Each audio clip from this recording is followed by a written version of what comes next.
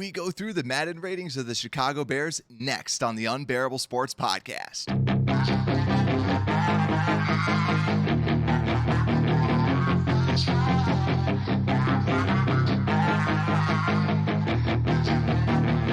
Yeah, she's got some nice long Welcome back to the Unbearable Sports Podcast. I'm your host, Brad Barron. Make sure to like and subscribe if you're watching out on YouTube. You can also always listen to the Unbearable Sports Podcast anywhere that you get your podcasts. Just search for Unbearable Sports. Also, thanks guys so much for subscribing to the YouTube channel. We're almost to our goal of 1,000. Once we reach that, I'll donate an additional $100 over to the American Diabetes Association. So thank you all who have subscribed, and we're almost there. So I'm really excited to see when we eventually eclipse that number. But let's get right into what we're going to be talking about today. So you might have heard or might have seen a couple spots that the Madden ratings are out. So we have to cover this. We have to talk about it because the Bears aren't really represented well. They don't look too good. Spoiler alert. But we're going to just be kind of breaking it down and talking about where they're at overall. And I do think that this is a good exercise because it's at least kind of showing somewhat of public perception, because we hear how everybody's like, yeah, Bears aren't going to be able to do much. And that's why we're going to go through here, because this is more so what people think about us and Madden. And I mean, Madden's not perfect, but still a fun little exercise. So also for those that haven't played Madden too much, it's an overall scale. So it's based on attributes. So if you're a really good tackler and not a good cover guy as a linebacker, you might have a okay grade. But really anything in the 90s is kind of considered elite, like superstar, star status. Anything in the 80s is like you're a good starter. 70s is kind of that in-between starter. You'll see a lot of that. And anything in the 60s or lower is just bad. So let's get right into it. And let's talk about this offense, guys. We got to get this over with. We have to pull the Band-Aid off. But we'll start with a good position. We'll start with running backs, because this is a spot that we all, I want to say, feel comfortable with. So David Montgomery has an 84 overall, which is kind of expected. To me, that's good. That's kind of in the middle where you kind of expect. But I also want to call one thing out too, is that a lot of these grades change week over week. So if somebody's doing well and outperforming it, they will be better throughout the year. So these aren't final, because that's where like they're not trying to do a lot of projection, just a little bit of projection, but really what did we see last year?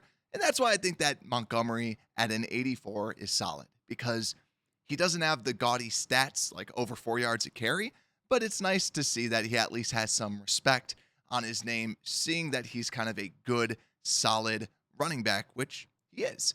But just in case if anyone was curious, the backup running backs, Khalil Herbert is a 73. Kind of want that to be a little bit higher because he was pretty good, but hopefully he can just keep on going higher and higher. Hopefully upper 70s by the end of the year. And rookie Tristan Ebner is 65.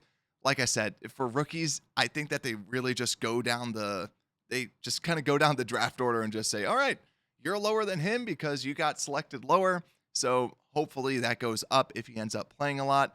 And Kari Blasingame, for anyone curious about the fullback, was at a whopping 72, which fullbacks aren't really highly graded. And Darrington Evans at a 69. So running backs, solid. Yeah, nothing to complain about to personally. And if you're watching on YouTube, if you don't like any of these ratings, let me know. Comment down below. But guys, now here's where there's a lot of head turning. At this wide receiver position, this was like a mini war going on online for those that were seeing this. So the Bears got disrespected at this wide receiver position. And yeah, I'm one that I'm going to say that we don't have the best wide receivers in the league, but Darnell Mooney is a 79. So think about that. 80 is like kind of like a borderline starter. I think he's like almost the 60th wide receiver on the board too. So I know that a lot of people kind of battle, is he actually a true number one or anything like that? But come on. Almost like the bottom of the barrel number two.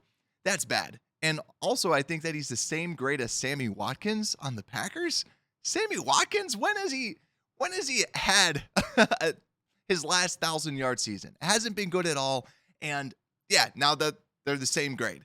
So this is where Madden, you're starting to see some of the Maddenisms, and it's just not good. Because to me, he seems like an 84, just like Montgomery. He seems like an 84, 83. And I think where so much disrespect comes out when we talk about the attributes, I think people see him and they just think that he's a one-trick pony when he can just do the deep ball or he can just run fast.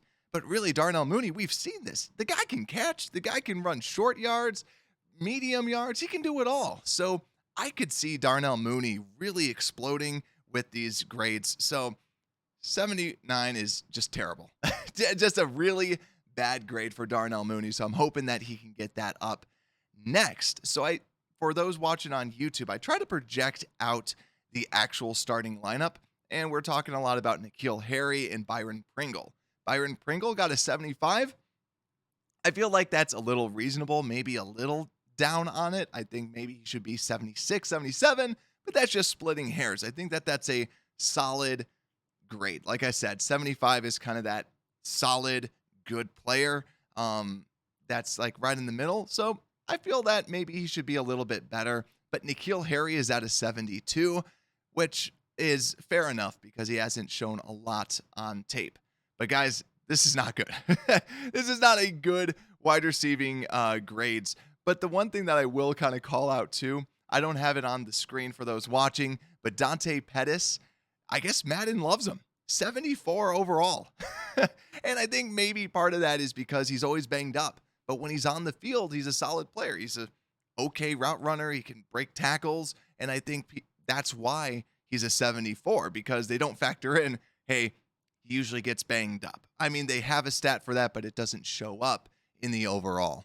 But those that are just a little bit curious, our next best wide receiver is the great Taj Sharp at 70. Another person that Madden, I guess, likes more than pretty much all the other wide receivers that we have.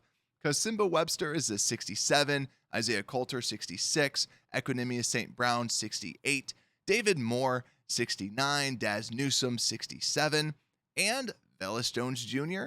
at a 69, which I get. You have 94 speed, very, very fast. And like we said, rookies, they just, honestly, it seems like they just say, you're going to be this overall because that's where you fall in the draft. So hopefully that can go up. Don't read too much into the rookie grades just because it is so predictable, I guess, from the Madden side. There doesn't seem to be a lot of homework done on their end on that stuff. So next, who's going to be thrown to them? So the wide receivers, not a huge fan of the grades, but now we go over to quarterbacks, and out here, Nathan Peterman, 49 overall. That just shows you how good he is. And Trevor Siemian, a 61. But the one person we really want to know about, Justin Fields at a 74 overall. And I know a lot of people are not going to like this. 74, like we said, 75 is kind of right in the middle. But I don't mind this just because he didn't show you everything that you wanted to see last year. And I think that this was his grade in his rookie season. So to me, I'm fine with this because now, week over week, you're going to show that you're so much better than that 74 grade. And he's got a 90 speed, which is pretty good. I wish it was a little bit faster. But still, I think that Justin Fields is definitely going to be boosted. I could see him being over 80 just because of this. But what I do like is that Justin Fields is the third ranked second-year quarterback. So the only ones that are ahead of him are Mac Jones and Trevor Lawrence. It kind of makes sense. I think Trevor Lawrence is still at his original rookie grade, but we've surpassed Zach Wilson, which I agree with. I think that Justin Fields has shown a lot on tape, a lot of those attributes, but I think he just needs to put it all together. So hopefully this is where we're going to start to see him jump. So I don't mind the 74 because as soon as the season starts, hopefully that is going to be jumping up. But now, I guess the only other wide receiver or receivers we can talk about too, Cole Kmet, yet again, another disrespectful grade at a 75. I think that Cole Kmet is so much better than that. Like 75 is just okay, like if he gets signed to another team, he's not going to be the starter. But he would. So that's why I think that he's just a solid 80. Yes, I know that he's made some drops, but I just think that he should be a little bit higher grade. 75 is a little disrespectful, and he has some pretty poor run blocking and just overall blocking grades. So seriously, 75 for Cole Kmet. This is a guy that had hundreds and hundreds of yards, very highly productive last year, and still a 75 just makes you scratch your head. And O'Shaughnessy, the backup tight end, is 70. Ryan Griffin, 69. And Patrick Scales, they like to make fun of long snappers, is 31. Even worse than Nathan Peterman. But now, speaking of probably worse than Nathan Peterman, let's go into this offensive line, guys, shall we? So this offensive line is in shambles when it comes to Madden, and maybe a little bit in real life too. So the starting lineup going left to right, I have Jenkins in there just because of the ratings. So Larry Borom is a 65 overall at left tackle. Whitehair is 80 at left guard. Lucas Patrick is 73. They have him as a right guard. And Mustapher 65 at center. And Tevin Jenkins 72 overall at right tackle. Now, if you're curious if our backups are any better, no, they're not. Sean Coleman, 58. Lachavius Simmons, 57. Willie Wright, 57. Zach Thomas, the rookie, 64. There we go. But then also Braxton Jones, the rookie, 65 at left tackle. Davenport at 62. Dakota Dozier, who's banged up, 63. Jatiri Carter, 63 as well. And the other rookie, Doug Kramer, 63 at the center position. Now, this is just bad. This is really bad. Like Whitehair, this is where I don't get why Whitehair's always kind of been 80. And I don't think he's that great compared to everybody else, because I think that there was just an overall poorness that everybody played with. I mean, I'm fine with them being 80 just because we at least have somebody halfway decent. But when you look around, Mustapher, I'm not a fan of Mustapher, so I get the 65 rating. I think maybe he should have been a little bit better, like 69, 70, just as a kind of that borderline. You don't want him starting, but he is, because that's who he is, in my opinion, for the Chicago Bears team. But Larry Borom, he started like 50% of the games, and you give him a 65 rating? He wasn't that bad. Like, come on, Madden. Like, boost him somewhere. It seemed like, so, for example, a rookie gets a 65, and he's playing better than what you would expect from a rookie. Like a Braxton Jones is 65, like we said, based on draft position.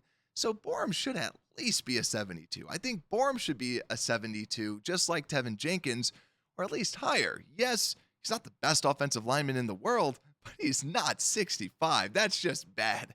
I don't know who didn't watch Larry Borom for EA Sports, but they need to put on some Bears tape, because Larry Borom is better than a 65. That's my biggest stink about this. Tevin Jenkins, I get kind of keeping at that 72 because we didn't really see him too much, so I don't think that they shifted him up really up or down. Lucas Patrick, he was a backup, not great, so I get the 73. I kind of wish it was a little bit higher, but still, you look at this team. This has got to be the lowest graded team, I think, out of all the teams out there, because it's not looking good for us Bears fans. But let me know down below in the comments so far with the offense, who's the biggest snub? Like, who got disrespected the most from this offensive side of the ball? Because to me, to me, Larry Borom, actually. I think that Darnell Mooney, yes, he was disrespected with this, but Larry Borom not even moving anywhere? Like, that's terrible. That's absolutely terrible, inexcusable. But let's move on to the defense and see if that's any better. Now, the answer, kinda.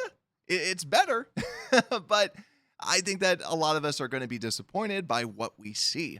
So let's start with the safeties. And like we said, rookies are just kind of packaged. So Jaquan Brisker got a 73 grade. That's solid. That's a solid grade. I expect him to do a lot more. And also, breaking news, he is holding out, or chances are he's going to be holding out during training camp. So hopefully we can get a deal done. Seems very similar to the Roquan Smith deal, where basically he needed to, he just wanted a little bit more guarantees. But keep in mind too, when Roquan Smith held out, he didn't immediately start because he had to learn the plays, he had to learn his role, and then eventually he came in a little bit later on. So hopefully we can sign him so that we don't have to resort to starting a Dane Cruikshank or a DHC, even though I don't hate them. I just want to see the rookie early. But speaking of Dane Cruikshank, he is a 69 overall, and another backup, Jalen Jones, is 63 overall as well for this defensive side of the ball. Now we switch over to the free safeties. This is where they still love Eddie Jackson. Eddie Jackson is 83. I don't think he's that good, so I'll take it. I think that he's more of like an 80, just the way that he's been playing. But hey, I'll take any grades that I can. So he's 83 overall. DeAndre Houston Carson 72, and Elijah Hicks at 64. Now let's shift down to the cornerbacks, our improved cornerback group, you could say. So our cornerbacks starting out, Jalen Johnson at a 62. I mean, an 82, not a 62. And an 82, I think that's pretty okay. I'd like to see that a little bit higher, kind of similar, like an 84, I think would be a good grade for him. But okay. Then Tavon Young is at a 75. He did have a pretty bad year last year, so I get the lower grade. And like I said, 75 is kind of that safe zone. I feel Madden sticks at to be like, we don't know if you're done, but you're still playing, so you're 75. And the backup, though, Thomas Graham Jr. at the slot position is at a 68. I get not moving him up too much because they haven't seen a lot on tape, so they didn't want to overcommit. So hopefully if he is starting, we can see that grade go a little bit higher up. But if you're curious about some of the backups, Michael Joseph, 59, Lamar Jackson, 62, Kendall Vildor is at a 67, so at least Thomas Graham is ranked better than Kendall Vildor. And also, Bo Pete Keys is a 62. Duke Shelley is actually at a 70, which I thought that was very interesting, and Greg Stroman at a 67. But the rookie, Kyler Gordon, even though he was drafted above Jaquan Brisker, is at a 71 overall. I personally think that's a little disrespectful. 88 speed. Yeah, he didn't run a great 40 time, but he has that on tape. So I think that they're a little low on him, to be honest with you. They gave him a 69 awareness, which I've talked about on this show. I don't think that he's got great eyes. So maybe the person that was scouting him didn't have great eyes either, because he's faster than that on tape. And I would give him a lot more physical attributes. So really the 71, I don't really get. I think that maybe should have been 73, 74 because of a high 2. But what are you going to do? So not in love with that. But let's go over to our linebackers. So inside the middle, I just kind of have the two main core starting linebackers out here. So we have Nicholas Morrow at a 71 and Roquan Smith at an 89. Nicholas Morrow, first off, Nicholas Morrow at a 71, even though that I don't love Nicholas Morrow, that is disrespectful.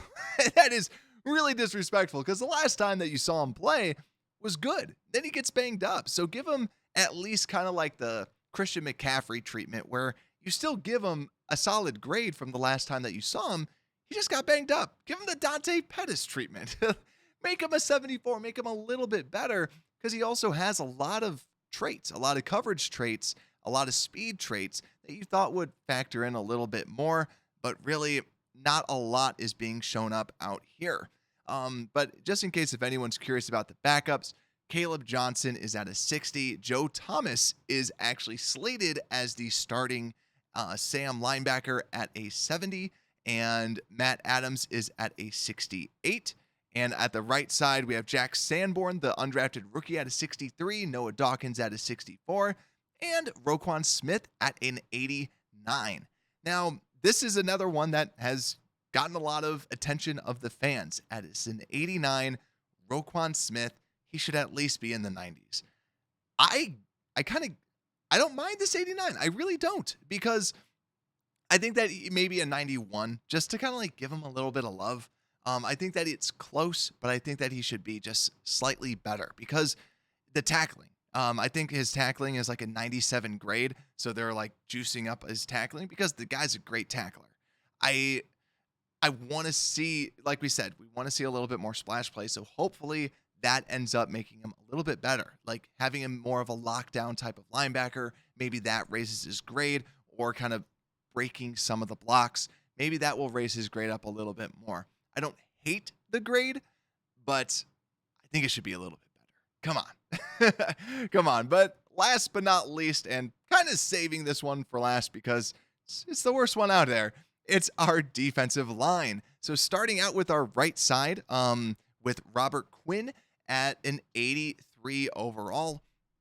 Now, Robert Quinn, this was another one that got a lot of hate because you see Robert Quinn getting an 83 overall. Then you see someone like a Rashawn Gary. I think he was like an 89 overall. Robert, after a 18 and a half sack season, come on. You got to make him an 86. You got to make him an 87 at least, just because of the speed. But that also gives me one big question is maybe they don't love, because he doesn't have a plethora of moves. He just kind of has the one kind of power bull rush. So to me, I think that that's what's kind of bringing him down a little bit, is that he's elite at the power rush, but he's not elite at everything else. So I think that might be why it doesn't reflect in his grade per se. But still, it's like you got to figure out a way to at least give the man some respect. 18 and a half sacks. It was also a leader out there. It was able to stuff the run a little bit, make him at least an 86, 87. I think that that's a pretty big snub, at least for Robert Quinn, because of having a great season the year before. But his backups, Charles Snowden, is at a 62, and the rookie Dominique Robinson is at a 65 with an 82 speed and 89 acceleration. So now let's flip over to the other side, the left end. Tashawn Gibson is slated as the starter with a 75 overall, with Al-Qadim Muhammad at a 72 and Sam Kamara at a 57. Now, Trevis Gibson, love him. I think he should be higher because he showed a lot of the promise that you want. I think that he should be high, like 79, 80, just kind of that borderline, because he's got the moves. And I think about the attributes that you want to give out to someone.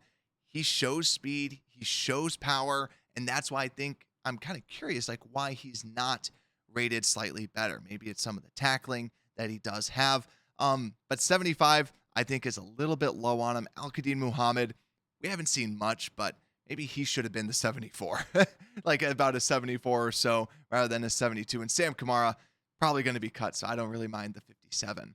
But now let's get into the final position group, which is this defensive tackles. So the defensive tackles, our starting ones, our slated starters are not good. We got Justin Jones at a 73, and we got Angelo Blackson at a 68. Yet again, at least we don't have any 65s out here like we have in the other group.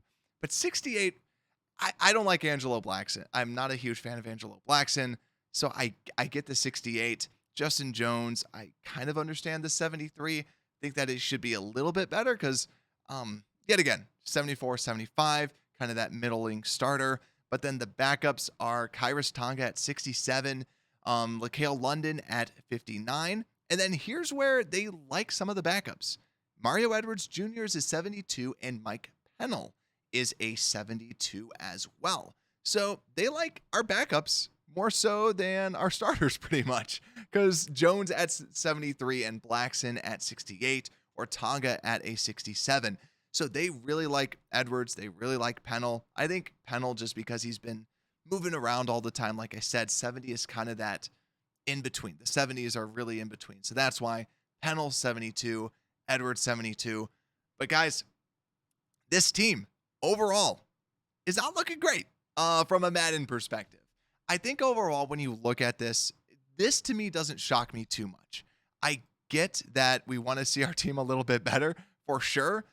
But honestly, I'm hoping that we can get better. And I think that this kind of perfectly describes this Bears season, because you look at it on paper, and as somebody who covers the entire league, you would probably look at this and go, there's not a lot of talent out there. But as Bears fans, as people that watch the Bears, there's a lot of potential with this team that a lot of national media can't necessarily say, you should get a jump there, there, and practically the entire team. So I'm excited about this because I want to keep this graphic and I want to see this get better. I want to see this grow. I want to see how good this team will be by the end of the year. If you're watching out on YouTube, let me know who you think is going to make the biggest jump in their Madden ratings. To me, I'm thinking Larry Borom. Larry Borom potentially like at 65, just because it's an easy vault. He could go up to 75 plus 10 points and still have room to grow if he plays like a solid tackle. That's why I don't think Justin Fields would probably make the biggest jump, because 85 or 84 is kind of the where like a Matt Stafford is. So I would like to see Fields play better than Stafford. But I'm kind of go with the low-hanging fruit. I think that Borum will probably have the biggest jump out of anyone else on this team. Maybe even a Nicholas Morrow I could see kind of jumping and kind of showing what he's capable of alongside Roquan Smith. Like I said, let me know. Leave a comment down below. Also, make sure to like, subscribe. If you're watching, make sure to rate it 5, or listening, make sure to rate it 5 stars. You can follow us anywhere that you get your podcast. Search for Unbearable Sports and Unbearable Sports Podcast. We're out.